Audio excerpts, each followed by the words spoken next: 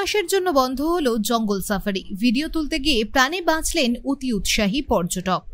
প্রতি বছরের ন্যায় এবারও 15 জুন থেকে 15 সেপ্টেম্বর পর্যন্ত প্রবেশ নিষিদ্ধ হলো উত্তরের সব জঙ্গলে, কারণ এই সময়টি বন্যপ্রাণীদের প্রজননের সময়। আর ঠিক সেই সময়ে হাতির ভিডিও তুলতে গিয়ে প্রাণে বাঁচলেন এক পর্যটক। জঙ্গলি হাতির ছবি তুলতে গিয়ে বিপত্তি, রীতিমতো হাতির তাড়া খেল এক পর্যটক। বারবার বন দফতরের পক্ষ থেকে জঙ্গলি হাতিদের সামনে যেতে এবং ছবি তুলতে নিষেধ করা হলেও কিছু মানুষ তা কোনোভাবেই কানে তুলছিলেন না। এদিন শনিবার দিন এভাবেই হাতিদের ছবি তুলতে গিয়ে তাড়া খেল এক পর্যটক।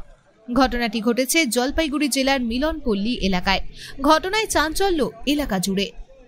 ঠিক কি হয়েছিল?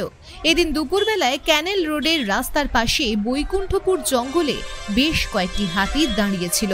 সেই সময় সেই রাস্তা দিয়ে গাড়ি করে যাচ্ছিলেন এক পর্যটক। হাতির পাল চোখে পড়তেই গাড়ি থামিয়ে দেয় পর্যটকের গাড়িটি।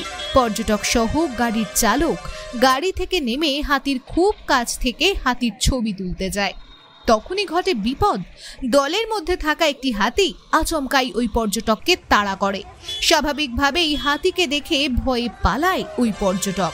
তবে সেই সময় রাস্তার পাশে দাঁড়িয়ে থাকা ডাম্পার চালকেরা সজোরে গাড়ির হর্ন বাজাতেই থেমে যায় হাতিটি, আর তাতেই প্রাণে বাঁচল ওই পর্যটক এবং গাড়ির চালক।